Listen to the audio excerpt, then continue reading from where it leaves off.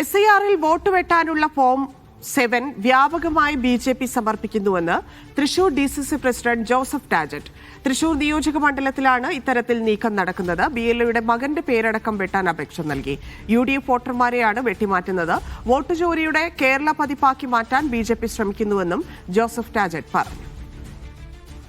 അകാരണമായി കൂട്ടത്തോടെ വോട്ടർമാരെ വെട്ടി നീക്കാൻ ഫോം നമ്പർ 7 സമർപ്പിച്ചിരിക്കുകയാണ്.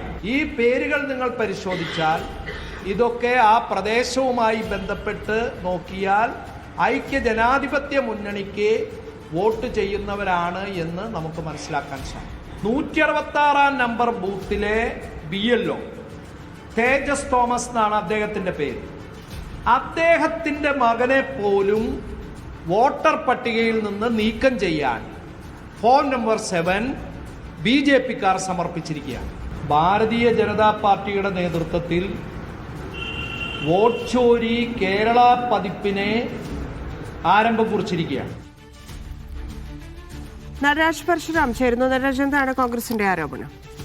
SIR-നെതിരെ നേരത്തെ തന്നെ കോൺഗ്രസ് ഉന്നയിക്കുന്ന ആരോപണങ്ങളിൽ പുതിയ രീതിയിലുള്ള ആരോപണമാണ് ഇതിൽ വരുന്നത്. തൃശൂർ നിയോജക മണ്ഡലത്തിൽ ഇത്തരത്തിൽ കോൺഗ്രസ് അനുകൂല വോട്ടുകൾ വെട്ടിമാറ്റാൻ BJP ശ്രമം നടത്തുന്നു. ഇതിന് CPM കൂട്ടുനിൽക്കുന്നു എന്ന തരത്തിലാണ് ജോസഫ് ടാജറ്റ് ആരോപിക്കുന്നത്. 150, 151, 55, 163, 166 എന്നീ ബൂത്തുകളിലൊക്കെ തന്നെ ഇത്തരത്തിൽ വോട്ട് വെട്ടാൻ ഫോം 7, അതായത് ഈ വോട്ട് മാറ്റുന്നതിനുള്ള ഫോം 7 വ്യാപകമായി BJP സമർപ്പിക്കുന്നുണ്ട് എന്നാണ് അദ്ദേഹം ആരോപിക്കുന്നത്.